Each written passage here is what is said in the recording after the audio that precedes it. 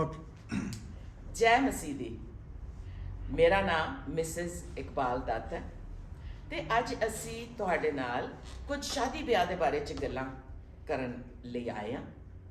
ਮੇਰੀ ਸ਼ਾਦੀ ਨੂੰ 38 ਸਾਲ ਹੋ ਗਏ ਨੇ ਤੇ ਮੈਂ ਚਾਹੁੰਦੀ ਹਾਂ ਕਿ ਸ਼ਾਦੀ ਤੋਂ ਪਹਿਲਾਂ ਜਿਹੜੀਆਂ ਚੀਜ਼ਾਂ ਸਾਨੂੰ ਪਤਾ ਹੋਣੀਆਂ ਚਾਹੀਦੀਆਂ ਨੇ ਇੱਕ ਦੂਜੇ ਦੇ ਬਾਰੇ 'ਚ ਉਹਦੇ ਬਾਰੇ 'ਚ ਅਸੀਂ ਗੱਲਬਾਤ ਕਰੀਏ। ਤੇ ਇਹ ਸਾਡੀ ਬੇਟੀ ਹੈ। My name is Shauna Dutt. I am their daughter, and I am single. So I will give the perspective of someone who is rooted in Christ and what I'm looking for and the questions and the things that I'm looking for as a person who is rooted in Christ for as a partner in marriage.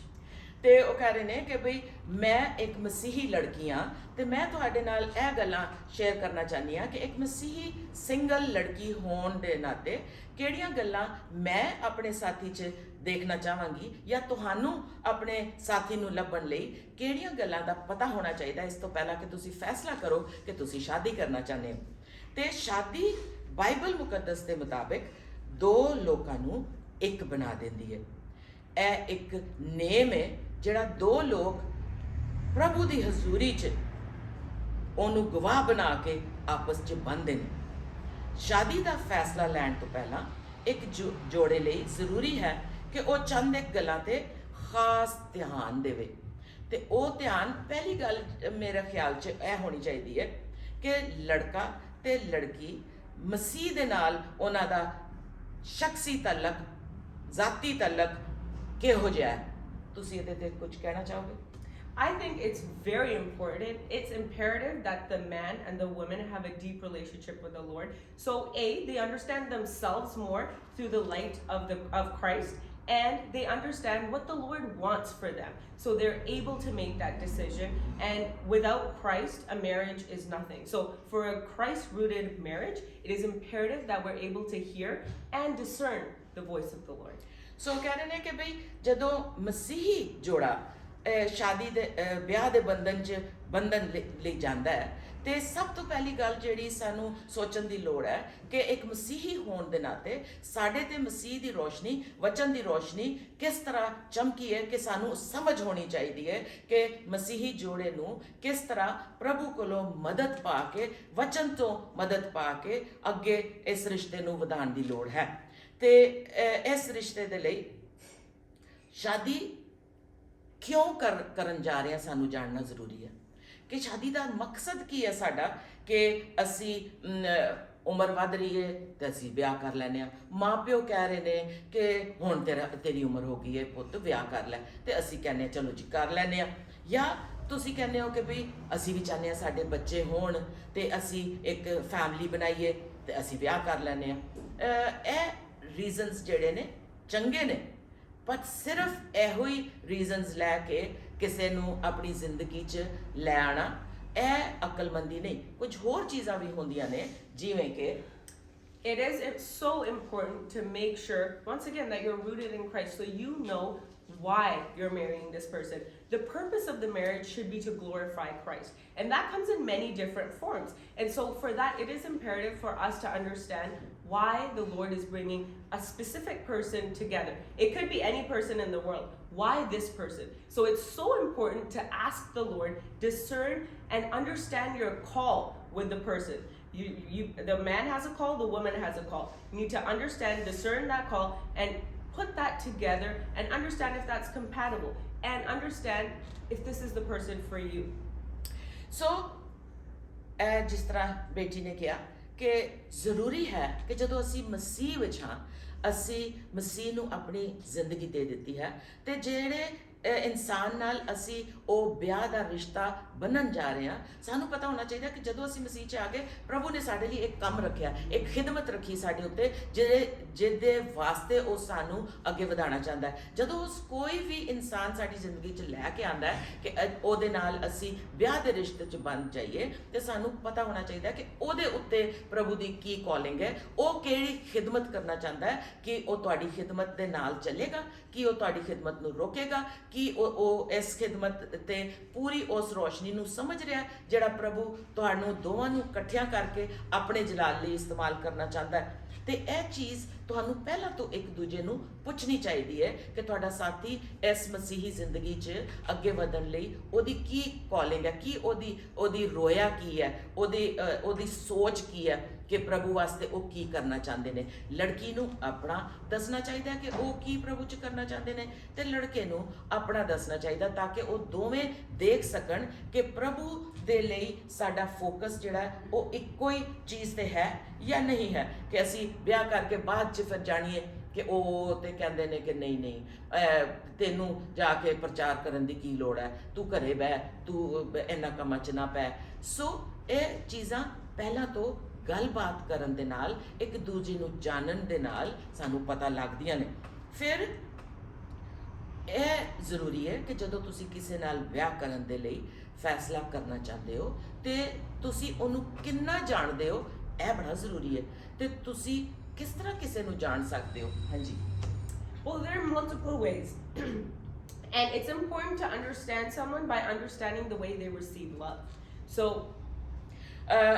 ਇੱਕ ਦੂਜੇ ਨੂੰ ਜਾਣਨ ਲਈ ਸਭ ਤੋਂ ਪਹਿਲੀ ਗੱਲ ਕਿ ਤੁਹਾਨੂੰ ਪਤਾ ਹੋਣਾ ਚਾਹੀਦਾ ਹੈ ਕਿ ਦੂਸਰਾ ਸਾਥੀ ਜਿਹੜਾ ਤੁਹਾਡਾ ਹੈ ਕਿ ਉਹ ਕਿਸ ਤਰੀਕੇ ਦੇ ਨਾਲ ਪ੍ਰੇਮ ਜਾਂ ਪਿਆਰ ਜਾਂ ਮੁਹੱਬਤ ਨੂੰ ਆਪਣੇ ਲਈ ਮਹਿਸੂਸ ਕਰਦਾ ਹੈ। ਕਿਹੜੀਆਂ ਚੀਜ਼ਾਂ ਨੇ ਜਿਹੜੀਆਂ ਉਹਨਾਂ ਨੂੰ ਮਹਿਸੂਸ ਕਰਾਉਂਦੀਆਂ ਨੇ ਕਿ ਤੁਸੀਂ ਉਹਨਾਂ ਨੂੰ ਪਿਆਰ ਕਰਦੇ ਹੋ।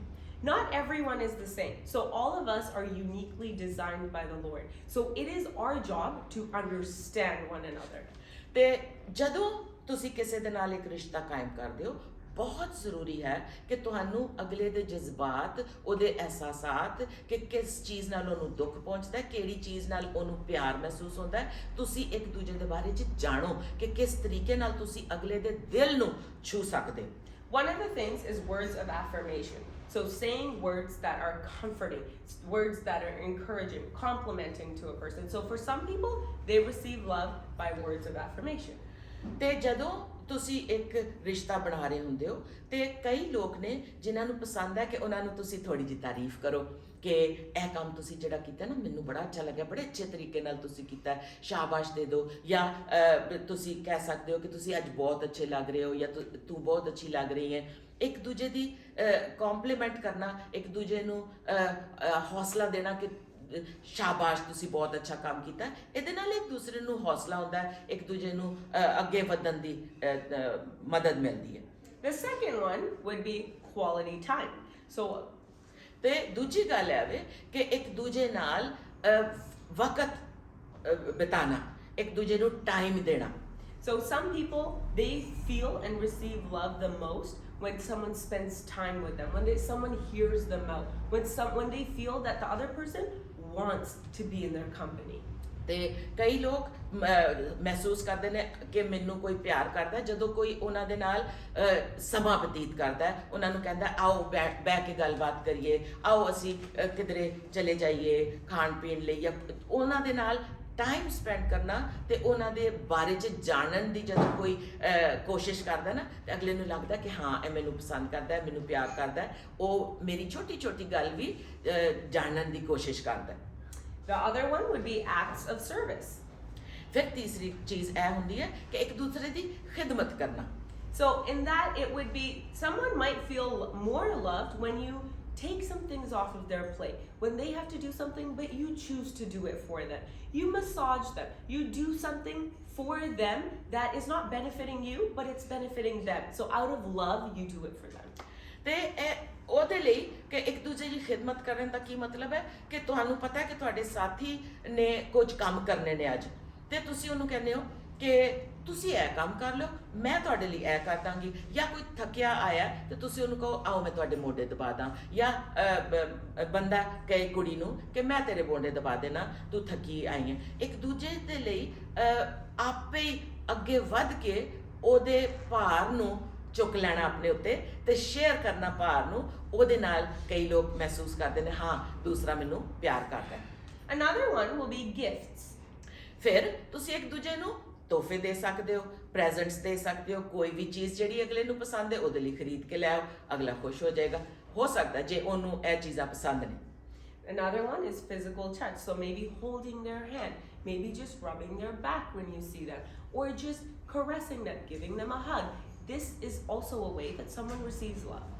ਤੇ ਕਦੇ ਕਦੇ ਮੁਹੱਬਤ ਦਾ ਇਜ਼ਹਾਰ ਇਸ ਤਰ੍ਹਾਂ ਵੀ ਕੀਤਾ ਜਾਂਦਾ ਹੈ ਕਿ ਤੁਸੀਂ ਆਪਣੇ ਸਾਥੀ ਨਾਲ ਬੈਠੇ ਹੋ, ਉਹਦਾ ਹੱਥ ਫੜ ਕੇ ਬੈਠ ਜਾਓ, ਉਹਨੂੰ ਲੱਗੇਗਾ ਕਿ ਅੱਛਾ ਮਹਿਸੂਸ ਹੋਏਗਾ ਕਿ ਮੇਰਾ ਹੱਥ ਫੜਿਆ ਮੇਰੇ ਸਾਥੀ ਨੇ। ਜਾਂ ਕਈ ਚਾਹੁੰਦੇ ਨੇ ਕਿ ਤੁਸੀਂ ਬਸ ਉਹਨਾਂ ਨੂੰ ਆ ਕੇ ਹੱਗ ਦਿਓ ਤੇ ਉਹਨਾਂ ਨੂੰ ਜੱਫੀ ਪਾ ਕੇ ਕਹੋ ਕਿ ਬਈ ਤੁਹਾਨੂੰ ਉਹਨਾਂ ਦੀ ਫਿਕਰ ਹੈ, ਜਾਂ ਤੁਸੀਂ ਉਹਨਾਂ ਦਾ ਹਾਲ ਚਾਲ ਪੁੱਛੋ ਇੱਕ ਜੱਫੀ ਪਾ ਕੇ, ਤੇ ਉਹਨਾਂ ਨੂੰ ਲੱਗਦਾ ਕਿ ਮੈਨੂੰ ਪਿਆਰ ਕੀਤਾ ਜਾ ਰਿਹਾ। ਕਿਉਂਕਿ ਕਈ ਲੋਕ ਜਿਹੜੇ ਨੇ ਉਹ ਹੱਥ ਲਾਉਣ ਨਾਲ ਜਾਂ ਨੇੜੇ ਬਹਿਣ ਨਾਲ ਉਹ ਮਹਿਸੂਸ ਕਰਦੇ ਨੇ ਕਿ ਮੈਨੂੰ ਕੋਈ ਪਿਆਰ ਕਰਦਾ। So it is so important to understand your partner, because if you like gifts, doesn't mean your partner likes gifts. You need to understand what they value, because you need to love them based on how they receive love, and you need to be loved based on how you receive love. So it is important to communicate that to one another. ਤੇ ਬਹੁਤ ਜ਼ਰੂਰੀ ਹੈ ਕਿ ਜੋ ਵੀ ਤੁਸੀਂ ਮਹਿਸੂਸ ਕਰਦੇ ਹੋ ਆਪਣੇ ਸਾਥੀ ਨੂੰ ਦੱਸੋ। ਹੁਣ ਕੋਈ ਹੁੰਦਾ ਜਿਹਦੇ ਲਈ ਕੋਈ ਤੁਸੀਂ ਚੀਜ਼ ਖਰੀਦ ਕੇ ਲਿਆਓਗੇ, ਪ੍ਰੈਜ਼ੈਂਟ ਲਿਆਓਗੇ, ਗਿਫਟ ਲਿਆਓਗੇ, ਉਹ ਕਹੇਗਾ ਮੇਰਾ ਕਿੰਨਾ ਖਿਆਲ ਕਰਦੇ ਨੇ, ਮੈਨੂੰ ਕਿੰਨਾ ਪਿਆਰ ਕਰਦੇ ਨੇ। ਕੋਈ ਹੋਰ ਹੋਏਗਾ ਜਿਹੜਾ ਕਹੇਗਾ ਮੈਨੂੰ ਇਸ ਚੀਜ਼ ਦੀ ਤਾਂ ਲੋੜ ਨਹੀਂ ਸੀ, ਮੇਰੇ ਨਾਲ ਆ ਕੇ 4 ਘੜੀ ਬਹਿ ਕੇ ਗੱਲ ਕਰ ਲੈਂਦੇ, ਜਾਂ ਮੇਰੇ ਨਾਲ ਪਿਆਰ ਦੇ ਨਾਲ ਬਹਿ ਕੇ ਮੇਰਾ ਹੱਥ ਫੜ ਕੇ ਬਹਿੰਦੇ ਤੇ ਮੈਨੂੰ ਉਹ ਜ਼ਿਆਦਾ ਚੰਗਾ ਲੱਗਣਾ ਸੀ। ਇਹ ਸਾਰੀਆਂ ਚੀਜ਼ਾਂ ਜਦੋਂ ਤੱਕ ਤੁਸੀਂ ਇੱਕ ਦੂਜੇ ਨੂੰ ਦੱਸਦੇ ਨਹੀਂ, ਅਗਲੇ ਨੂੰ ਨਹੀਂ ਪਤਾ ਲੱਗਦਾ, ਤੇ ਉਹ ਫਿਰ ਉਹੀ ਕੰਮ ਕਰੇਗਾ ਜਿਹੜਾ ਉਹਨੂੰ ਸਮਝ ਹੈ ਕਿ ਕਰਨੇ ਦੀ ਲੋੜ ਹੈ। ਸ਼ਾਇਦ ਸਾਰੇ ਲੋਕ ਪਸੰਦ ਕਰਦੇ ਨੇ ਮਹਿੰਗੇ ਮਹਿੰਗੇ ਤੋਹਫੇ ਜਾਂ ਚੀਜ਼ਾਂ, ਤੇ ਉਹ ਸਮਝਦੇ ਨੇ ਕਿ ਵੀ ਮੈਂ ਵੀ ਇਹ ਕਰਾਂ ਤੇ ਇੰਝ ਹੀ ਹੋਏਗਾ। ਬਟ ਤੁਹਾਨੂੰ ਲੋੜ ਹੈ ਕਿ ਤੁਸੀਂ ਦੱਸੋ ਕਿ ਮੇਰੇ ਲਈ ਤੁਸੀਂ ਮੇਰੇ ਕੋਲ ਬਹਿ ਜਾਂਦੇ ਨਾ 10 ਮਿੰਟ ਤੇ ਮੈਨੂੰ ਜ਼ਿਆਦਾ ਅੱਛਾ ਲੱਗਣਾ ਸੀ। ਸੇ ਤੋ ਇਹ ਚੀਜ਼ਾਂ ਇੱਕ ਦੂਜੇ ਨੂੰ ਦੱਸਣ ਨਾਲ ਪਤਾ ਲੱਗਦੀਆਂ ਨੇ। ਫਿਰ ਸ਼ਾਦੀ ਤੋਂ ਪਹਿਲਾਂ ਤੁਹਾਨੂੰ ਇੱਕ ਦੂਜੇ ਦੇ ਪਰਿਵਾਰ ਦੇ ਬਾਰੇ 'ਚ ਪਤਾ ਹੋਣਾ ਚਾਹੀਦਾ। ਇਹ ਬਹੁਤ ਜ਼ਰੂਰੀ ਗੱਲ ਹੈ ਕਿ ਤੁਹਾਡਾ ਬਚਪਨ ਕਿਸ ਤਰ੍ਹਾਂ ਦਾ ਗੁਜ਼ਰਿਆ, ਤੁਹਾਡੇ ਮਾਪਿਓ ਦੇ ਨਾਲ ਤੁਹਾਡਾ ਕਿਸ ਤਰ੍ਹਾਂ ਦਾ ਰਿਸ਼ਤਾ ਸੀ, ਭੈਣ ਭਰਾਵਾਂ ਦੇ ਨਾਲ ਰਿਸ਼ਤਾ ਕਿਸ ਤਰ੍ਹਾਂ ਸੀ, ਕਿਹਨੂੰ ਤੁਸੀਂ ਜ਼ਿਆਦਾ ਪਿਆਰ ਕਰਦੇ ਸੀ, ਕੌਣ ਤੁਹਾਨੂੰ ਜ਼ਿਆਦਾ ਪਿਆਰ ਕਰਦਾ ਸੀ। ਕਦੇ ਕਦੇ ਇਹਨਾਂ ਰਿਸ਼ਤਿਆਂ 'ਚ ਜਦੋਂ ਬਚਪਨ ਅੱਛਾ ਨਾ ਗੁਜ਼ਰਿਆ ਹੋਵੇ, ਦੁੱਖ ਤਕਲੀਫਾਂ 'ਚ ਗੁਜ਼ਰਿਆ ਹੋਵੇ, ਮਾਪਿਓ ਦੇ ਨਾਲ ਤਾਲੁਕ ਸਹੀ ਨਾ ਹੋਵੇ, ਭੈਣ ਭਰਾਵਾਂ ਦੇ ਨਾਲ ਤਾਲੁਕ ਸਹੀ ਨਾ ਹੋਵੇ, ਤੇ ਅੰਦਰ ਦੀਆਂ ਜਿਹੜੀਆਂ ਚੋਟਾਂ ਨੇ ਨਾ ਉਹ ਸ਼ਾਦੀशुदा ਜ਼ਿੰਦਗੀ ਦੇ ਬਾਅਦ ਨਿਕਲ ਆਉਂਦੀਆਂ ਨੇ, ਉਹ ਇੱਕ ਦੂਜੇ ਨੂੰ ਫਿਰ ਤਕਲੀਫ ਦਿੰਦੀਆਂ ਨੇ। ਜੇ ਪਹਿਲਾਂ ਤੋਂ ਤੁਸੀਂ ਇਹਨਾਂ ਗੱਲਾਂ ਦੇ ਬਾਰੇ 'ਚ ਗੱਲਬਾਤ ਕੀਤੀ ਹੈ, ਤੁਹਾਨੂੰ ਸਮਝ ਆ ਜਾਏਗੀ ਮੇਰੇ ਸਾਥੀ ਨੂੰ ਇਹ ਚੋਟਾਂ ਲੱਗੀਆਂ ਸੀ, ਮੈਂ ਕਿਸ ਤਰ੍ਹਾਂ ਉਹਨਾਂ ਚੋਟਾਂ ਤੇ ਮਰਹਮ ਲਾ ਕੇ ਉਹਨਾਂ ਨੂੰ ਪਿਆਰ ਮਹਿਸੂਸ ਕਰਾ ਸਕਦੀ ਹਾਂ। ਤੁਸੀਂ ਕੁਝ ਕਹੋਗੇ ਇਹਦੇ ਬਾਰੇ? I would like to add certain things, the trauma, the hurt that someone may have felt, you can't be their savior. Jesus can only save them from that. Jesus can heal them from that. So beware not to try to be their savior, but pray with them and be with them. It's more to understand them, not to save them. So I'll elaborate more on this in a second. So ਜਦੋਂ ਤੁਸੀਂ ਅਗਲੇ ਦੇ ਪਰਿਵਾਰ ਦੇ ਬਾਰੇ 'ਚ ਜਾਣ ਜਾਂਦੇ ਹੋ, ਜਾਂ ਤੁਸੀਂ ਜਾਣ ਜਾਂਦੇ ਹੋ ਕਿ ਕਿਹੜੀ ਗੱਲ ਤੋਂ ਉਹਨਾਂ ਨੂੰ ਠੋਕਰ ਲੱਗੀ ਸੀ, ਦੁੱਖ ਪਹੁੰਚਿਆ ਸੀ, ਕੋਈ ਐਸੇ ਹਾਲਾਤ ਉਹਨਾਂ ਦੇ ਉੱਤੇ ਆਏ ਸੀ ਜਿਨ੍ਹਾਂ ਨੇ ਉਹਨਾਂ ਨੂੰ ਦੁਖੀ ਕੀਤਾ, ਤੇ ਉਹ ਉਹਨਾਂ ਦੇ ਅੰਦਰ ਚੋਟ ਹਾਲੇ ਵੀ ਕਾਇਮ ਹੈ, ਤੁਸੀਂ ਉਹਨਾਂ ਨੂੰ ਉਹਨਾਂ ਚੀਜ਼ਾਂ ਤੋਂ ਬਚਾ ਨਹੀਂ ਸਕਦੇ, ਜਾਂ ਤੁਸੀਂ ਉਹਨਾਂ ਲਈ ਕੋਈ ਨਜਾਤ ਦਾ ਬਾਇਸ ਨਹੀਂ ਬਣ ਸਕਦੇ। ਉਹ ਸਿਰਫ ਪ੍ਰਭੂ ਯਿਸੂ ਹੀ ਕਰ ਸਕਦਾ ਹੈ। ਉਹਨਾਂ ਦੇ ਅੰਦਰੋਂ ਉਹ ਸਾਰੇ ਦੁੱਖ ਤਕਲੀਫ ਪ੍ਰਭੂ ਯਿਸੂ ਸਿਰਫ ਮਿਟਾ ਸਕਦਾ ਹੈ। ਬਟ ਤੁਸੀਂ ਉਹਨਾਂ ਨੂੰ ਮਦਦ ਕਰ ਸਕਦੇ ਹੋ ਕਿ ਤੁਸੀਂ ਉਹਨਾਂ ਨਾਲ ਬਹਿ ਕੇ ਪ੍ਰਾਰਥਨਾ ਕਰੋ, ਉਹਨਾਂ ਦੇ ਨਾਲ ਬਹਿ ਕੇ ਵਚਨ ਪੜ੍ਹੋ, ਉਹਨਾਂ ਨੂੰ ਹੌਸਲਾ ਦਿਓ ਕਿ ਜੋ ਕੁਝ ਵੀ ਤੁਹਾਡੇ ਨਾਲ ਹੋਇਆ ਸੀ, ਜੋ ਕੁਝ ਵੀ ਸ਼ੈਤਾਨ ਨੇ ਕੀਤਾ, ਪ੍ਰਭੂ ਯਿਸੂ ਇਹਦੇ ਤੇ ਜਿੱਤ ਪ੍ਰਾਪਤ ਕਰ ਚੁੱਕੇ ਨੇ। And it's very important to notice this. If you notice that the person is coming to you more than they're praying, you need to be aware of idols. You don't want to be someone's idol. You want Jesus to be the center of your relationship. So any problems, lead them towards Jesus. And you need to be their support, man or woman, to guide them closer to the Lord. So make sure that in your emotional state of helping them, you're not becoming an idol, and you're making sure that you're rooted in Christ and they're rooted in Christ. ਸੋ ਜਦੋਂ ਤੁਹਾਨੂੰ ਪਤਾ ਲੱਗ ਜਾਂਦਾ ਹੈ ਕਿ ਕਿਸੇ ਦੀ ਕੋਈ ਕਮੀ ਜ਼ਿੰਦਗੀ 'ਚ ਰਹਿ ਗਈ, ਕੋਈ ਚੋਟ ਸੀ, ਕੋਈ ਦੁੱਖ ਸੀ, ਕੋਈ ਤਕਲੀਫ ਸੀ, ਉਹਦੇ ਲਈ ਤੁਸੀਂ ਹੁਣ ਇਹ ਸਹਾਰਾ ਨਾ ਬਣ ਜਾਓ ਕਿ ਜਿਹੜੀ ਵੀ ਛੋਟੀ ਮੋਟੀ ਗੱਲ ਹੋਏ ਉਹ ਨੱਸ ਕੇ ਤੁਹਾਡੇ ਕੋਲ ਆਵੇ ਮਦਦ ਦੇ ਲਈ, ਤੇ ਤੁਸੀਂ ਉਹਦੀ ਮਦਦ ਕਰੋ ਤੇ ਜ਼ਾਹਿਰ ਕਰੋ ਕਿ ਮੈਂ ਹੀ ਮੈਂ ਹਾਂ ਤੁਹਾਡੇ ਲਈ, ਹੋਰ ਕੋਈ ਨਹੀਂ। ਤੁਹਾਡਾ ਕੰਮ ਹੈ ਕਿ ਤੁਸੀਂ ਉਹਦੀ ਨਜਾਤ ਦਹਿੰਦਾ ਬਣਨ ਦੇ ਬਜਾਏ, ਜਿਹੜਾ ਕਿ ਪ੍ਰਭੂ ਯਿਸੂ ਹੈ, ਤੁਸੀਂ ਹਰ ਗੱਲ ਦੇ ਲਈ ਜਿਹੜੀਆਂ ਵੀ ਮੁਸ਼ਕਲਾਂ ਆਣ, ਆਪਣੇ ਸਾਥੀ ਨੂੰ ਪ੍ਰਭੂ ਯਿਸੂ ਵੱਲ ਲੈ ਕੇ ਆਓ। ਉਹਨਾਂ ਨੂੰ ਕਹੋ ਕਿ ਹਾਂ, ਇਹ ਤੁਹਾਡੇ ਉੱਤੇ ਮੁਸ਼ਕਿਲ ਆਈ ਸੀ, ਮੈਂ ਤੇ ਤੁਹਾਡਾ ਗਮ ਨਹੀਂ ਸਮਝ ਸਕਦੀ ਕਿਉਂਕਿ ਮੇਰੇ ਉੱਤੇ ਤੇ ਨਹੀਂ ਆਇਆ, ਤੁਹਾਡੇ ਉੱਤੇ ਆਇਆ ਸੀ, ਬਟ ਅਸੀਂ ਰਲ ਕੇ ਪ੍ਰਭੂ ਯਿਸੂ ਵੱਲ ਚੱਲਨੇ ਆ, ਉਹਦੇ ਵਚਨ ਨੂੰ ਅਸੀਂ ਦੇਖਨੇ ਆ, ਵਚਨ ਪੜ੍ਹ ਕੇ ਉਹਦੇ ਨਾਲ ਅਸੀਂ ਟਾਈਮ ਸਪੈਂਡ ਕਰਕੇ ਅਸੀਂ ਆਪਣਾ ਭਾਰ ਉਹਦੇ ਤੇ ਸੁੱਟ ਦਿੰਦੇ ਆ, ਕਿਉਂਕਿ ਜਿਸ ਤਰ੍ਹਾਂ ਉਹ ਸਾਨੂੰ ਸ਼ਿਫਾ ਦੇ ਸਕਦਾ ਹੈ ਦੁੱਖਾਂ ਤਕਲੀਫਾਂ ਤੋਂ ਤੇ ਮਰਹਮ ਪੱਟੀ ਕਰ ਸਕਦਾ ਹੈ, ਅਸੀਂ ਇਨਸਾਨ ਇੱਕ ਦੂਜੇ ਦੀ ਮਰਹਮ ਪੱਟੀ ਨਹੀਂ ਕਰ ਸਕਦੇ। ਸੋ ਅਗਲੀ ਚੀਜ਼ ਅਸੀਂ ਦੇਖਦੇ ਹਾਂ ਕਿ ਤੁਸੀਂ ਇੱਕ ਦੂਸਰੇ ਨੂੰ ਪੁੱਛੋ ਕਿ ਤੁਸੀਂ ਕਾਮਯਾਬ ਸ਼ਾਦੀ ਤੋਂ ਕੀ ਮਤਲਬ ਲੈਂਦੇ ਹੋ। ਕਿ ਬਈ ਤੁਸੀਂ ਪੁੱਛੋ ਕਿ ਜੇ ਤੁਹਾਡੀ ਸ਼ਾਦੀशुदा ਜ਼ਿੰਦਗੀ ਅੱਛੀ ਹੋਏਗੀ, ਤੁਹਾਡੇ ਸਾਹਮਣੇ ਕੀ ਤਸਵੀਰ ਹੈ ਇੱਕ ਅੱਛੀ ਸ਼ਾਦੀ ਦੀ। ਤੇ ਕਈ ਲੋਕ ਕਹਿੰਦੇ ਨੇ ਕਿ ਵੀ ਘਰ-ਬਾਰ ਹੋਵੇ, ਚੰਗਾ ਗੱਡੀ ਹੋਵੇ ਤੇ ਬਹੁਤ ਖੁਸ਼ੀ ਹੋਏਗੀ। ਹੋਰ ਚੀਜ਼ਾਂ ਦੇ ਉੱਤੇ ਉਹਨਾਂ ਦਾ ਕਦੀ ਜ਼ੋਰ ਹੁੰਦਾ ਹੈ ਕਿ ਵੀ ਇਹ ਵੀ ਚੀਜ਼ ਹੋ ਜਾਵੇ, ਉਹ ਵੀ ਚੀਜ਼ ਹੋ ਜਾਵੇ। ਕਈ ਲੋਕ ਕਹਿੰਦੇ ਨੇ ਮੇਰਾ ਮਕਸਦ ਇਹ ਵੇ ਕਿ ਮੈਂ ਟਰੈਵਲ ਕਰਾਂ, ਮੈਂ ਦੁਨੀਆ ਦੇਖਣਾ ਚਾਹੁੰਦੀ ਹਾਂ। ਕੋਈ ਕਹਿੰਦੇ ਨੇ, ਅਸੀਂ ਕਹਿੰਦੇ ਆ ਵੀ ਬੱਚੇ ਹੋ ਜਾਣ, ਸ਼ਾਦੀ ਤੋਂ ਬਾਅਦ ਫੌਰਨ ਹੀ ਬੱਚੇ ਹੋ ਜਾਣ, ਫੈਮਿਲੀ ਸ਼ੁਰੂ ਹੋ ਜਾਏ, ਤੇ ਉਹ ਸਾਡੀ ਜ਼ਿੰਦਗੀ ਦਾ ਮਕਸਦ ਹੈ। ਤੁਸੀਂ ਕੀ ਕਹਿਣਾ ਚਾਹੋਗੇ? I would say it's very important to have those conversations, at least to plan out your first 5 years. Plan out, how do we see our first 5 years of marriage, and to understand that you're on the same path. And if you're not, that's okay. That's why you're having these conversations, to understand one another, to understand at this point you've decided you want to marry this person, but moving forward, how do you see your future? Does one person want it absolutely different than the other person? Then these are conversations that are imperative to have before you get married. ਸੋ ਸ਼ਾਦੀ ਕਰਨ ਤੋਂ ਪਹਿਲਾਂ ਇਹ ਨਹੀਂ ਮਤਲਬ ਕਿ ਜੇ ਇੱਕ ਬੰਦਾ ਕਹਿੰਦਾ ਕਿ ਵੀ ਮੈਂ ਤੇ ਚਾਹਨਾ ਕਿ ਬੱਚੇ ਹੋਣ ਤੇ ਅਸੀਂ ਫੈਮਿਲੀ ਬਣਾਈਏ, ਤੇ ਦੂਸਰਾ ਇਨਸਾਨ ਸੋਚ ਰਿਹਾ ਕਿ ਵੀ ਸਾਨੂੰ ਟਰੈਵਲ ਕਰਨਾ ਚਾਹੀਦਾ, ਥੋੜੀ ਦੁਨੀਆ ਦੇਖਣੀ ਚਾਹੀਦੀ ਹੈ ਸ਼ਾਦੀ ਤੋਂ ਬਾਅਦ, ਫਿਰ ਅਸੀਂ ਫੈਮਿਲੀ ਬਣਾਈਏ। ਤੇ ਇਹਦਾ ਇਹ ਮਤਲਬ ਨਹੀਂ ਕਿ ਤੁਸੀਂ ਇੱਕ ਕਿਸੇ ਗੱਲ ਤੇ ਸਹਿਮਤ ਨਹੀਂ ਤਾਂ ਤੁਸੀਂ ਇਸ ਬੰਦੇ ਨਾਲ ਵਿਆਹ ਨਾ ਕਰੋ ਜਾਂ ਤੁਸੀਂ ਇਸ ਕੁੜੀ ਨਾਲ ਵਿਆਹ ਨਾ ਕਰੋ। ਇਹਦਾ ਮਤਲਬ ਹੈ ਵੇ ਕਿ ਤੁਸੀਂ ਆਪਸ 'ਚ ਗੱਲਬਾਤ ਕਰਕੇ ਕਿਸੇ ਐਸੇ ਜਗ੍ਹਾ ਤੇ ਮਿਲ ਲਓ ਕਿ ਵੀ ਠੀਕ ਹੈ, ਪਹਿਲਾਂ ਅਸੀਂ ਥੋੜਾ ਇਹ ਕਰ ਲਾਂਗੇ, ਫਿਰ ਇਹ ਕਰ ਲਾਂਗੇ, ਜਾਂ ਤੁਸੀਂ ਆਪਸ 'ਚ ਗੱਲਬਾਤ ਕਰਕੇ ਇਹ ਫੈਸਲਾ ਕਰ ਲਓ ਕਿ ਠੀਕ ਹੈ, ਜੇ ਤੁਹਾਨੂੰ ਇਹ ਅੱਛਾ ਲੱਗ ਰਿਹਾ, ਮੈਨੂੰ ਇਹ ਅੱਛਾ ਲੱਗ ਰਿਹਾ, ਤਾਂ ਅਸੀਂ ਦੋਵੇਂ ਕੰਮ ਕਰ ਸਕਦੇ ਹਾਂ, ਪਰ ਇਸ ਤਰੀਕੇ ਨਾਲ ਕਰ ਲਾਂਗੇ। ਸੋ ਇੱਕ ਦੂਜੇ ਨੂੰ ਜਾਣਨਾ ਜ਼ਰੂਰੀ ਹੈ ਕਿ ਦੂਜੇ ਦਾ ਸ਼ਾਦੀ ਦੀ ਤਸਵੀਰ ਕਿਸ ਤਰ੍ਹਾਂ ਦੀ ਹੈ, ਤਾਂ ਕਿ ਤੁਸੀਂ ਇੱਕ ਦੂਸਰੇ ਦੀ ਜ਼ਰੂਰਤ ਨੂੰ ਉਸੇ ਤਰੀਕੇ ਨਾਲ ਮਿਲ ਸਕੋ। ਤੇ ਇੱਕ ਚੀਜ਼ ਹੋਰ ਜਿਹੜੀ ਇੱਕ ਦੂਸਰੇ ਦੇ ਮਾਲੀ ਹਾਲਾਤ, ਯਾਨੀ ਪੈਸੇ ਧੇਲੇ 'ਚ ਉਹਨਾਂ ਦੇ ਕੀ ਹਾਲਾਤ ਨੇ, ਇਹ ਵੀ ਜਾਣਨਾ ਬਹੁਤ ਜ਼ਰੂਰੀ ਹੈ ਕਿ ਜਿਹਦੇ ਨਾਲ ਤੁਸੀਂ ਵਿਆਹ ਕਰਨ ਜਾ ਰਹੇ ਹੋ ਕਿ ਉਹਨਾਂ ਕੋਲ ਕੋਈ ਲੱਖ ਇੱਕ ਦਾ ਕੋਈ ਡੈਟ ਤੇ ਨਹੀਂ ਜਿਹੜਾ ਤੁਸੀਂ ਜਾ ਕੇ ਤੇ ਪਹਿਲਾਂ ਪੇ ਕਰਨਾ ਤੇ ਫਿਰ ਤੁਹਾਡੀ ਲਾਈਫ ਸ਼ੁਰੂ ਹੋਣੀ ਹੈ, ਜਾਂ ਕੁੜੀ ਜਿਹੜੀ ਉਹ ਆਪਣੀ ਪੜ੍ਹਾਈ ਕਰਦੀ ਰਹੀ ਤੇ ਉਹਨੇ ਲੋਨ ਲੈ ਕੇ ਪੜ੍ਹਾਈ ਕੀਤੀ ਤੇ ਉਹ ਪਹਿਲਾਂ ਉਹ ਲਾਣਾ। ਇਹ ਨਹੀਂ ਕਿ ਉਹ ਬੁਰੀ ਗੱਲ ਹੈ, ਇਹ ਨਹੀਂ ਕਿ ਤੁਸੀਂ ਰਲ ਕੇ ਕੰਮ ਕਰ ਨਹੀਂ ਸਕਦੇ। ਸਿਰਫ ਇਹਨਾਂ ਚੀਜ਼ਾਂ ਦਾ ਤੁਹਾਨੂੰ ਪਤਾ ਹੋਣਾ ਚਾਹੀਦਾ ਹੈ ਕਿ ਫਾਈਨੈਂਸ਼ਲੀ ਜਾਂ ਪੈਸੇ ਧੇਲੇ ਦੇ ਮਾਮਲੇ 'ਚ ਅਗਲਾ ਬੰਦਾ ਕਿੰਨੇ ਪਾਣੀ 'ਚ ਹੈ, ਤਾਂ ਕਿ ਤੁਸੀਂ ਪਲਾਨ ਕਰ ਸਕੋ ਕਿ ਅੱਗੇ ਅਸੀਂ ਮਿਲ ਕੇ ਆਪਣੀ ਜ਼ਿੰਦਗੀ ਫਾਈਨੈਂਸ਼ਲੀ ਕਿਸ ਤਰ੍ਹਾਂ ਸੈੱਟ ਕਰਨੀ ਹੈ। ਤੁਸੀਂ ਕੁਝ ਕਹੋਗੇ? I think it is important to understand, and that ties into your familial life as well. So if one person has always been taken care of by their family, then it's important to understand that for the other person, to understand how you can move forward together and work as a partnership and work as a successful married couple. ਤੇ ਉਹੀ ਗੱਲ ਆ ਜਾਂਦੀ ਹੈ ਕਿ ਦੋਵੇਂ ਜਦੋਂ ਗੱਲਬਾਤ ਕਰ ਲੈਂਦੇ ਆ ਇਸ ਮਾਮਲੇ 'ਚ, ਪੈਸੇ ਧੇਲੇ ਦੇ ਮਾਮਲੇ 'ਚ, ਤੁਸੀਂ ਕੀ ਸਮਝਦੇ ਹੋ? ਕਈ ਕਹਿੰਦੇ ਨੇ ਪੈਸਾ ਬਚਾਉਣਾ ਚਾਹੀਦਾ, ਕਈ ਕਹਿੰਦੇ ਨੇ ਦੁਨੀਆ ਨਾ ਦੇਖੀ ਤੇ ਫਿਰ ਕੀ ਫਾਇਦਾ, ਪੈਸਾ ਹੀ ਬਚਾ ਕੇ ਰੱਖ ਲੈਣਾ, ਕੀ ਕਰਨਾ। ਸੋ ਉਹਨਾਂ ਗੱਲਾਂ 'ਚ ਇਹ ਨਹੀਂ ਕਿ ਇੱਕ ਸੋਚ ਜਾਂ ਦੂਸਰੀ ਸੋਚ ਸਹੀ ਹੈ ਜਾਂ ਗਲਤ ਹੈ। ਇਹ ਹੈ ਕਿ ਤੁਸੀਂ ਦੋਵੇਂ ਰਲ ਕੇ ਉਹਨਾਂ ਸੋਚਾਂ ਨੂੰ ਇਕੱਠਾ ਕਰਕੇ ਕਿਸ ਤਰ੍ਹਾਂ ਅੱਗੇ ਵੱਧ ਸਕਦੇ ਹੋ, ਤਾਂ ਕਿ ਖਾਨਦਾਨ ਦੀ ਤਰੱਕੀ ਹੋਵੇ ਜਦੋਂ ਤੁਸੀਂ ਇੱਕ ਖਾਨਦਾਨ ਬਣ ਜਾਂਦੇ ਹੋ।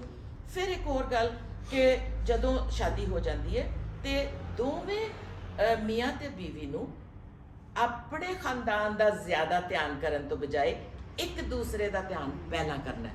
ਖਾਨਦਾਨ ਨੂੰ ਛੱਡ ਨਹੀਂ ਦੇਣਾ, ਖਾਨਦਾਨ ਨੂੰ ਕੋਈ ਉਹਨਾਂ ਤੋਂ ਵੱਖਰਿਆ ਨਹੀਂ ਹੋ ਜਾਣਾ ਕਿ ਵੀ ਹੁਣ ਮੇਰਾ ਵਿਆਹ ਹੋ ਗਿਆ, ਹੁਣ ਤੁਸੀਂ ਜਾਣੋ, ਤੁਹਾਡਾ ਕੰਮ ਜਾਣੇ ਤੇ ਮੈਂ ਜਾਣਾ ਤੇ ਮੇਰੀ ਲਾਈਫ ਜਾਣੀ। ਨਹੀਂ, ਇਹ ਮਕਸਦ ਨਹੀਂ। ਬਟ ਸ਼ਾਦੀशुदा ਜੋੜੇ ਦਾ ਕੰਮ ਹੈ ਕਿ ਪਹਿਲਾਂ ਉਹ ਆਪਣੇ ਇੱਕ ਦੂਜੇ ਦਾ ਧਿਆਨ ਕਰਨ, ਇੱਕ ਦੂਜੇ ਦੀ ਜ਼ਰੂਰਤਾਂ ਦਾ, ਇੱਕ ਦੂਜੇ ਦੀ ਸੋਚਾਂ ਦਾ, ਖਿਆਲਾਂ ਦਾ, ਇੱਕ ਦੂਜੇ ਨੂੰ ਪਿਆਰ ਕਰਨ ਦਾ, ਤੇ ਖਾਨਦਾਨ ਦਾ ਉਹਨਾਂ ਦਾ ਜਿਹੜਾ ਮੁਕਾਮ ਹੈ ਉਹ ਉਹਨਾਂ ਨੂੰ ਦੇਣਾ, ਤੇ ਮੀਆਂ ਜਾਂ ਬੀਵੀ ਦਾ ਮੁਕਾਮ ਉਹਨੂੰ ਦੇਣਾ। ਆਪਣੇ ਕਿਸੇ ਵੀ ਜਿਹੜਾ ਤੁਹਾਡੀ ਫੈਮਿਲੀ ਦਾ ਰੋਲ ਹੈ, ਸ਼ਾਇਦ ਤੁਸੀਂ ਵੱਡੇ ਬੇਟੇ ਜਾਂ ਵੱਡੀ ਬੇਟੀ ਹੋ ਤੇ ਤੁਸੀਂ ਸਮਝਦੇ ਹੋ ਮੇਰੀ ਜ਼ਿੰਮੇਵਾਰੀ ਹੈ ਮੈਂ ਮਾਂ ਪਿਓ ਲਈ ਵੀ ਕੁਝ ਕਰਾਂ, ਨੋ ਪ੍ਰੋਬਲਮ, ਤੁਸੀਂ ਰਲ ਕੇ ਉਸ ਗੱਲ ਤੇ ਫੈਸਲਾ ਕਰੋ। ਤਾਂ ਕਿ ਮੈਂ ਤੇ ਮੇਰੇ ਹਸਬੈਂਡ ਇਕਬਾਲ ਦਾ ਜਦੋਂ ਸਾਡਾ ਵਿਆਹ ਹੋਇਆ ਸੀ ਤੇ ਅਸੀਂ ਉਹਨਾਂ ਦੀ ਕਾਫੀ ਵੱਡੀ ਫੈਮਿਲੀ ਤੇ ਮੇਰੀ ਛੋਟੀ ਜੀ ਫੈਮਿਲੀ, ਤੇ ਮੈਂ ਕਿਹਾ ਵੀ ਹੁਣ ਇਹ ਤਾਲੁਕਾਤ ਖਾਨਦਾਨ ਦੇ ਜਿਹੜੇ ਕਾਇਮ ਕਰਨੇ ਨੇ ਇਹ ਆਸਾਨ ਕੰਮ ਨਹੀਂ ਨਜ਼ਰ ਆ ਰਿਹਾ। ਮੈਂ ਕਿਹਾ ਚਲੋ ਜੀ ਇਹ ਕਰਨੇ ਆ। ਮੈਂ ਕਿਹਾ ਇਕਬਾਲ ਸਾਹਿਬ ਪਤਾ ਕੀ ਕਰਨੇ ਆ ਕਿ ਹੁਣ ਸਾਡੀ ਸ਼ਾਦੀ ਹੋ ਗਈ ਤੇ ਤੁਸੀਂ ਮੇਰੀ ਫੈਮਿਲੀ ਦਾ ਖਿਆਲ ਕਰਨਾ ਤੇ ਮੈਂ ਤੁਹਾਡੀ ਫੈਮਿਲੀ ਦਾ ਖਿਆਲ ਕਰਾਂਗੀ, ਫਿਰ ਵੇਖਾਂਗੇ ਕੌਣ ਕਿੱਦੀ ਫੈਮਿਲੀ ਦਾ ਜ਼ਿਆਦਾ ਅੱਛਾ ਧਿਆਨ ਕਰਦਾ। ਮੈਂ ਤੁਹਾਨੂੰ ਦੱਸਾਂ, ਅਸੀਂ ਇੱਕ ਦੂਜੇ ਦੀ ਫੈਮਿਲੀ ਦਾ ਧਿਆਨ ਐਸਾ ਕੀਤਾ ਕਿ ਇਹਨਾਂ ਦੇ ਮੰਮੀ ਡੈਡੀ ਜਦੋਂ ਬਿਮਾਰ ਸੀ ਮੈਂ ਉਹਨਾਂ ਦੀ ਦੇਖਭਾਲ ਕਰਦੀ। ਮੈਂ ਨਹੀਂ ਸੀ ਇੰਤਜ਼ਾਰ ਕਰਦੀ ਵੀ ਉਹਨਾਂ ਦੀ ਮੰਮੀ ਡੈਡੀ ਨੇ ਤੋ ਆਣਗੇ ਕੁਝ ਕਰਨਗੇ, ਮੈਂ ਕਰਦੀ ਸੀ। ਮੇਰੀ ਮੰਮੀ ਦਾ, ਮੇਰੇ ਹਸਬੈਂਡ ਨੇ, ਮੇਰੇ ਡੈਡੀ ਦੀ ਡੈਥ ਹੋ ਗਈ ਸੀ ਮੇਰੀ ਸ਼ਾਦੀ ਤੋਂ ਪਹਿਲਾਂ, ਮੇਰੇ ਹਸਬੈਂਡ ਨੇ ਇੰਨਾ ਖਿਆਲ ਕੀਤਾ ਕਿ ਜਦੋਂ ਮੇਰੀ ਮੰਮੀ ਦੀ ਡੈਥ ਹੋਈ ਉਹਨਾਂ ਨੇ ਜੋ ਕੁਝ ਉਹਨਾਂ ਦੀ ਜਮ੍ਹਾਂ ਪੂੰਜੀ ਸੀ 4 ਸਨ 6 ਸਨ ਜੋ ਵੀ ਉਹਨਾਂ ਦੀ ਪੈਨਸ਼ਨ ਸੀ ਉਹਨਾਂ ਨੇ ਮੇਰੇ ਹਸਬੈਂਡ ਦੇ ਨਾਂ ਲਾਈ, ਮੇਰੇ ਨਾਂ ਨਹੀਂ ਲਾਈ। ਮੇਰਾ ਭਰਾ ਵੀ ਹੈ ਉਹਦੇ ਨਾਂ ਨਹੀਂ ਲਾਈ। ਤੇ ਉਹ ਚੀਜ਼ ਕਿਉਂਕਿ ਅਸੀਂ ਪਹਿਲਾਂ ਉਹਦੇ ਬਾਰੇ 'ਚ ਗੱਲਬਾਤ ਕੀਤੀ ਸੀ, ਅਸੀਂ ਕਿਹਾ ਤੁਸੀਂ ਮੇਰੇ ਖਾਨਦਾਨ ਦਾ ਖਿਆਲ ਕਰਨਾ, ਮੈਂ ਤੁਹਾਡੇ। ਇੱਕ ਮੁਕਾਬਲਾ ਸੀ ਕਿ ਕੌਣ ਅੱਛੇ ਤਰੀਕੇ ਨਾਲ ਧਿਆਨ ਦਿੰਦਾ, ਤੇ ਫਿਰ ਜਿੱਤ ਪਿਆਰ ਦੀ ਹੋਈ ਕਿਉਂਕਿ ਅਸੀਂ ਪਿਆਰ ਦੇ ਨਾਲ ਇੱਕ ਦੂਜੇ ਦਾ ਖਿਆਲ ਰੱਖਦੇ ਸੀ। ਇਹ ਬਹੁਤ ਜ਼ਰੂਰੀ ਗੱਲ ਹੈ ਕਿ ਤੁਸੀਂ ਇੱਕ ਦੂਜੇ ਨੂੰ ਅਵਲ ਦਰਜਾ ਦਿਓ, ਫਿਰ ਪਰਿਵਾਰਾਂ ਨੂੰ ਛੱਡੋ ਨਹੀਂ, ਉਹਨਾਂ ਦਾ ਖਿਆਲ ਕਰੋ, ਠੀਕ ਹੈ। ਇੱਕ ਹੋਰ ਚੀਜ਼ ਜਿਹੜੀ ਅਸੀਂ ਦੇਖਦੇ ਹਾਂ ਕਿ ਸਾਨੂੰ ਗੱਲ ਕਰਨ ਦੀ ਲੋੜ ਹੈ, ਇੱਕ ਦੂਸਰੇ ਦੇ ਰਿਸ਼ਤੇ ਦੇ ਬਾਰੇ 'ਚ ਕਿ ਅਸੀਂ ਇੱਕ ਦੂਜੇ ਦੇ ਨਾਲ ਦੋਸਤ ਬਣ ਕੇ ਰਹਿ ਸਕੀਏ। ਕਿ ਤੁਸੀਂ ਮੁਸ਼ਕਿਲ ਹਾਲਾਤਾਂ 'ਚ ਜਦੋਂ ਕੋਈ ਗੱਲਬਾਤ ਇੱਕ ਦੂਜੇ ਦੀ ਨਹੀਂ ਪਸੰਦ ਆਦੀ, ਨਾਰਾਜ਼ਗੀ ਹੋ ਗਈ, ਤੁਸੀਂ ਇੰਜ ਕਿਉਂ ਕੀਤਾ, ਤੇ ਫਿਰ ਜਾਂ ਤੁਸੀਂ ਮੈਨੂੰ ਫਲਾਣੀ ਗੱਲ ਨਹੀਂ ਦੱਸੀ ਤੇ ਤੁਸੀਂ ਨਾਰਾਜ਼ ਹੋ ਗਏ, ਨਾਰਾਜ਼ ਹੋ ਕੇ ਕਦੀ ਸੋਣਾ ਨਹੀਂ। ਵਚਨ 'ਚ ਅਸੀਂ ਪੜਾਂਗੇ ਇਫਸੀਆਂ ਉਹਦਾ 4 ਬਾਬ ਉਹਦੀ 26 ਤੇ 27 ਆਇਤ। ਬਹੁਤ ਜ਼ਰੂਰੀ ਹੈ ਕਿ ਕੋਈ ਵੀ ਤੁਹਾਨੂੰ ਗੱਲ ਇੱਕ ਦੂਜੇ ਦੀ ਪਸੰਦ ਨਹੀਂ ਆਂਦੀ ਉਹਦੇ ਬਾਰੇ 'ਚ ਗੱਲਬਾਤ ਕਰੋ, ਇੱਕ ਦੂਜੇ ਨੂੰ ਦੱਸੋ ਮੈਨੂੰ ਇਹ ਗੱਲ ਨਹੀਂ ਤੁਹਾਡੀ ਪਸੰਦ ਆਈ, ਜੇ ਤੁਸੀਂ ਇੰਜ ਨਹੀਂ ਇੰਜ ਕਰ ਲੈਂਦੇ ਤੇ ਜ਼ਿਆਦਾ ਅੱਛਾ ਹੁੰਦਾ। ਵਚਨ 'ਚ ਅਸੀਂ ਦੇਖਾਂਗੇ ਕੀ ਕਹਿੰਦਾ। ਆਫਸੀਆਂ 4 ਉਹਦੀ 26 ਅਤੇ 27 ਆਇਤ ਦੇ ਵਿੱਚ ਲਿਖਿਆ ਹੈ, ਤੁਸੀਂ ਗੁੱਸੇ ਤਾਂ ਹੋਵੋ ਪਰ ਪਾਪ ਨਾ ਕਰੋ, ਸੂਰਜ ਤੁਹਾਡੇ ਕ੍ਰੋਧ ਉੱਤੇ ਨਾ ਡੁੱਬ ਜਾਵੇ ਅਤੇ ਨਾ ਸ਼ੈਤਾਨ ਨੂੰ ਥਾਂ ਦਿਓ। ਆਮੀਨ। ਜਦੋਂ ਅਸੀਂ ਗੁੱਸੇ 'ਚ ਇੱਕ ਦੂਜੇ ਨੂੰ ਕੋਈ ਗੱਲਬਾਤ ਕਰਦੇ ਨੇ ਨਾ, ਉਹ ਚੀਜ਼ਾਂ ਸਾਡੇ ਕੰਨਾਂ 'ਚ ਗੂੰਜਦੀਆਂ ਰਹਿੰਦੀਆਂ ਨੇ। ਜੇ ਅਸੀਂ ਸੌਂ ਜਾਂਦੇ ਆ ਨਾ ਕਿਸੇ ਨੂੰ ਮਾਫ ਕੀਤੇ ਬਗੈਰ ਜਾਂ ਗੱਲਬਾਤ ਕੀਤਿਆਂ ਬਗੈਰ, ਤੇ ਉਹ ਸਮਝੋ ਕਿ ਅਸੀਂ ਇੱਕ ਕੌੜਾ ਬੀਜ ਦਿੱਤਾ ਆਪਣੇ ਰਿਸ਼ਤੇ ਦੇ ਦਰਮਿਆਨ। ਤੇ ਜਦੋਂ ਬੀਜ ਬੀਜਿਆ ਜਾਂਦਾ ਉਹਦੇ ਤੇ ਇੱਕ ਫਲ ਨਹੀਂ ਲੱਗਦਾ, ਉਹਦੇ ਤੇ ਦਰਖਤ ਭਰ ਕੇ ਫਲ ਲੱਗਦਾ। ਸਵੇਰ ਜਦੋਂ ਤੁਸੀਂ ਉੱਠੋਗੇ ਤੁਹਾਡਾ ਕ੍ਰੋਧ ਵਧਿਆ ਹੋਏਗਾ, ਤੁਸੀਂ ਇੱਕ ਦੂਸਰੇ ਦੀ ਸ਼ਕਲ ਨਹੀਂ ਦੇਖਣਾ ਚਾਹੋਗੇ। ਇਹ ਫੈਸਲਾ ਕਰਕੇ ਸ਼ਾਦੀ ਕਰੋ ਕਿ ਅਸੀਂ ਕਦੇ ਵੀ ਨਾਰਾਜ਼ ਹੋ ਕੇ ਸੋਵਾਂਗੇ ਨਹੀਂ, ਅਸੀਂ ਹਮੇਸ਼ਾ ਗੱਲਬਾਤ ਕਰਕੇ ਉਸ ਮਸਲੇ ਦਾ ਹੱਲ ਕੱਢਾਂਗੇ। ਕਿਉਂਕਿ ਵਚਨ ਪਹਿਲਾ ਕਰੰਥੀਆਂ 13 ਬਾਬ ਉਹਦੀ 4 ਤੋਂ 8 ਆਇਤ 'ਚ ਸਾਨੂੰ ਦੱਸਦਾ ਹੈ ਕਿ ਹਰ ਕੰਮ ਜਿਹੜਾ ਮੁਹੱਬਤ ਦੇ ਨਾਲ, ਜਦੋਂ ਅਸੀਂ ਸ਼ਾਦੀ ਕਰ ਲੈਂਦੇ ਆ ਇੱਕ ਦੂਜੇ ਦੇ ਨਾਲ, ਅਸੀਂ ਕਹਿੰਦੇ ਆ ਆਈ love you, I love you ਤੇ ਬਹੁਤ ਹੀ ਆਮ ਜੀ ਗੱਲ ਹੋ ਗਈ ਲਵ ਯੂ, ਪਰ ਉਹਦੀ ਸਮਝ ਬਹੁਤ ਘੱਟ ਜੋੜਿਆਂ ਨੂੰ ਹੈ ਕਿ ਮੁਹੱਬਤ ਦਾ ਮਤਲਬ ਕੀ ਹੈ। ਵਚਨ ਸਾਨੂੰ ਦੱਸਦਾ ਹੈ ਕਿ ਮੁਹੱਬਤ ਦਾ ਕੀ ਮਤਲਬ ਹੈ। ਪਹਿਲਾ ਕਰੰਥੀਆਂ 13 ਬਾਬ 4 ਤੋਂ 8 ਆਇਤ ਅਸੀਂ ਦੇਖਾਂਗੇ। 1 ਕਰੰਥੀਆਂ 13 ਬਾਬ ਉਹਦੀ 4 ਤੋਂ 8 ਦੇ ਵਿੱਚ ਲਿਖਿਆ ਹੈ ਕਿ ਪ੍ਰੇਮ ਧੀਰਜਵਾਨ ਤੇ ਕਿਰਪਾਲੂ ਹੈ, ਪ੍ਰੇਮ ਖੁੰਨਸ ਨਹੀਂ ਕਰਦਾ, ਪ੍ਰੇਮ ਫੁੱਲਦਾ ਨਹੀਂ, ਪ੍ਰੇਮ ਫੂਫੂ ਨਹੀਂ ਕਰਦਾ, ਕੁਚੱਜੀਆਂ ਨਹੀਂ ਕਰਦਾ, ਆਪ ਸਵਾਰਥੀ ਨਹੀਂ, ਚਿੜਦਾ ਨਹੀਂ, ਬੁਰਾ ਨਹੀਂ ਮੰਨਦਾ, ਉਹ ਕੁਧਰਮ ਤੋਂ ਆਨੰਦ ਨਹੀਂ ਹੁੰਦਾ, ਸਗੋਂ ਸਚਾਈ ਨਾਲ ਆਨੰਦ ਹੁੰਦਾ ਹੈ, ਸਭ ਕੁਝ ਝੱਲ ਲੈਂਦਾ, ਸਭਨਾ ਗੱਲਾਂ ਦੀ ਪ੍ਰਤੀਤ ਕਰਦਾ, ਸਭਨਾ ਗੱਲਾਂ ਦੀ ਆਸ ਰੱਖਦਾ, ਸਭ ਕੁਝ ਸਹਿ ਲੈਂਦਾ। ਪ੍ਰੇਮ ਕਦੇ ਟਲਦਾ ਨਹੀਂ, ਪਰ ਭਾਵੇਂ ਅਗੰਮ ਵਾਕ ਹੋਣ ਉਹ ਮੁੱਕ ਜਾਣਗੇ, ਭਾਵੇਂ ਬੋਲੀਆਂ ਹੋਣ ਉਹ ਜਾਂਦੀਆਂ ਰਹਿਣਗੀਆਂ, ਭਾਵੇਂ ਇਲਮ ਹੋਵੇ ਉਹ ਮੁੱਕ ਜਾਵੇਗਾ। ਆਮੇਨ। ਸੋ ਇੱਥੇ ਅਸੀਂ ਦੇਖਨੇ ਆ ਕਿ ਜਦੋਂ ਅਸੀਂ ਪਿਆਰ ਕਰਨੇ ਕਿਸੇ ਨੂੰ ਤੇ ਸਬਰ ਆ ਜਾਂਦਾ ਹੈ। ਅਸੀਂ ਪਿਆਰ ਜਦੋਂ ਕਰਨੇ ਅਸੀਂ ਕਿਸੇ ਤੋਂ ਸੜਦੇ ਨਹੀਂ, ਅਸੀਂ ਹਰ ਗੱਲ ਦੀ ਬਰਦਾਸ਼ਤ ਕਰਨੇ ਆ। ਜਦੋਂ ਅਸੀਂ ਵਚਨ ਕਹਿੰਦਾ ਹੈ ਕਿ ਜਦੋਂ ਅਸੀਂ ਪਿਆਰ ਕਰੀਏ ਤੇ ਹਰ ਗੱਲ ਦੀ ਬਰਦਾਸ਼ਤ ਕਰੀਏ, ਤੇ ਸਾਨੂੰ ਲੜ ਕੇ ਕਿਉਂ ਸੋਣਾ, ਇੱਕ ਦੂਜੇ ਤੋਂ ਨਾਰਾਜ਼ ਹੋ ਕੇ ਕਿਉਂ ਸੋਣਾ? ਅਸੀਂ ਤੇ ਬਰਦਾਸ਼ਤ ਕਰਕੇ ਪਿਆਰ ਦੇ ਨਾਲ ਇੱਕ ਦੂਜੇ ਦੇ ਨਾਲ ਕਰਕੇ ਉਸ ਮਸਲੇ ਦਾ ਹੱਲ ਕੱਢਣਾ, ਕਿਉਂਕਿ ਕੋਈ ਮਸਲਾ ਐਸਾ ਨਹੀਂ ਜਿਹਦਾ ਹੱਲ ਪਿਆਰ ਮੁਹੱਬਤ ਦੇ ਨਾਲ ਨਹੀਂ ਨਿਕਲ ਸਕਦਾ। ਗੁੱਸੇ ਨਾਲ ਕੋਈ ਮਸਲਾ ਨਹੀਂ ਕਦੇ ਹੱਲ ਹੋਇਆ। ਵਚਨ ਕਹਿੰਦਾ ਹੈ ਮੁਹੱਬਤ ਕਦੇ ਫੇਲ ਨਹੀਂ ਹੁੰਦੀ। ਯਾਦ ਰੱਖੋ, ਮੁਹੱਬਤ ਕਦੇ ਫੇਲ ਨਹੀਂ ਹੁੰਦੀ। ਮੁਹੱਬਤ ਦੇ ਨਾਲ ਇਸ ਸ਼ਾਦੀशुदा ਜ਼ਿੰਦਗੀ 'ਚ ਅੱਗੇ ਵਧਣਾ ਹੈ, ਕਦੇ ਕ੍ਰੋਧ ਦੇ ਨਾਲ ਨਹੀਂ, ਲੜਾਈ ਝਗੜੇ ਨਾਲ ਨਹੀਂ, ਕਿਉਂਕਿ ਇਹ ਬਹੁਤ ਜ਼ਰੂਰੀ ਹੈ, ਨਾਰਾਜ਼ ਹੋ ਕੇ ਨਹੀਂ ਸੋਣਾ। ਤੇ ਆਖਰੀ ਗੱਲ ਜਿਹੜੀ ਅਸੀਂ ਕਰਨਾ ਚਾਹੁੰਦੇ ਹਾਂ, ਤੁਸੀਂ ਕੁਝ ਕਹਿਣਾ ਚਾਹੋਗੇ? I would like to say it is very important when you are upset with one another to not speak when you are angry and which is why it's so important to be rooted in Christ, because Christ manufactured us. He is our creator. He knows us better than we know ourselves, so he knows your partner better than you know your partner. It is important to separate and go on our separate ways, sit, talk to the Lord, ask the Lord to reveal the situation to your heart, and then once you've spoken to the Lord, both people, then you come together and speak to one another, and you will be a lot more calm, collected, and it will be a more healthier conflict resolution from the Lord. ਬਹੁਤ ਅੱਛੀ ਗੱਲ ਬੇਟੀ ਨੇ ਕਹੀ ਹੈ ਕਿ ਇੱਕ ਚੀਜ਼ ਜਿਹਦਾ ਧਿਆਨ ਕਰਨਾ ਚਾਹੀਦਾ ਹੈ ਕਿ ਜਦੋਂ ਤੁਹਾਨੂੰ ਇੱਕ ਦੂਜੇ ਤੇ ਗੁੱਸਾ ਆਇਆ ਹੋਵੇ, ਇੱਕ ਦੂਜੇ ਨੂੰ ਕੁਝ ਨਾ ਆਖੋ, ਕਿਉਂਕਿ ਗੁੱਸੇ 'ਚ ਤੁਸੀਂ ਕਦੇ ਸਹੀ ਗੱਲ ਮੂੰਹੋਂ ਨਹੀਂ ਕੱਢਦੇ। ਐਸੀ ਗੱਲ ਮੂੰਹੋਂ ਨਿਕਲ ਜਾਂਦੀ ਹੈ ਜਿਹੜੀ ਬਾਅਦ 'ਚ ਸਾਨੂੰ ਪਛਤਾਵਾ ਦਿੰਦੀ ਹੈ ਕਿ ਮੈਂ ਕਿਉਂ ਇੰਜ ਦੀ ਗੱਲ ਕੀਤੀ। ਤੇ ਜਦੋਂ ਗੁੱਸਾ ਹੋਵੇ ਤੇ ਵੱਖਰੇ ਵੱਖਰੇ ਹੋ ਜਾਓ, ਪ੍ਰਭੂ ਦੇ ਕੋਲ ਜਾਓ, ਉਹਦੇ ਨਾਲ ਗੱਲਬਾਤ ਕਰੋ, ਉਹਨੂੰ ਕਹੋ ਦੇਖੋ ਪ੍ਰਭੂ ਜੀ ਮੇਰਾ ਦਿਲ ਦੁੱਖ ਗਿਆ ਇਸ ਗੱਲ ਤੋਂ, ਮੇਰੀ ਮਦਦ ਕਰ ਕਿ ਮੈਂ ਫਿਰ ਵੀ ਆਪਣੇ ਸਾਥੀ ਨੂੰ ਪਿਆਰ ਕਰ ਸਕਾਂ ਤੇ ਪਿਆਰ ਦੇ ਨਾਲ ਇਹ ਗੱਲ ਮੈਂ ਉਹਨੂੰ ਸਮਝਾ ਸਕਾਂ ਕਿ ਮੈਨੂੰ ਦੁੱਖ ਹੋਇਆ ਇਸ ਗੱਲ ਦਾ, ਤੇ ਮੈਂ ਉਹਦੇ ਵਿਰੁੱਧ ਕੋਈ ਭੈੜੀ ਸੋਚ ਨਾ ਸੋਚਾਂ, ਬਲਕਿ ਮੈਂ ਪਿਆਰ ਦੇ ਨਾਲ ਇਸ ਮਸਲੇ ਨੂੰ ਹੱਲ ਕਰ ਸਕਾਂ। ਤੇ ਇਹ ਗੁੱਸੇ 'ਚ ਇੱਕ ਦੂਜੇ ਨੂੰ ਕੁਝ ਵੀ ਨਾ ਆਖੋ ਤੇ ਬਿਹਤਰ ਹੁੰਦਾ ਹੈ। ਆਖਰੀ ਗੱਲ ਜਿਹੜੀ ਅਸੀਂ ਕਰਾਂਗੇ ਉਹ ਐਵੇਂ ਕਿ ਜਦੋਂ ਸਾਡੀ ਸ਼ਾਦੀ ਨਹੀਂ ਹੋਈ, ਸ਼ਾਦੀ ਤੋਂ ਪਹਿਲਾਂ ਇਕੱਠੇ ਰਹਿਣਾ ਵਚਨ ਦੇ ਖਿਲਾਫ ਹੈ।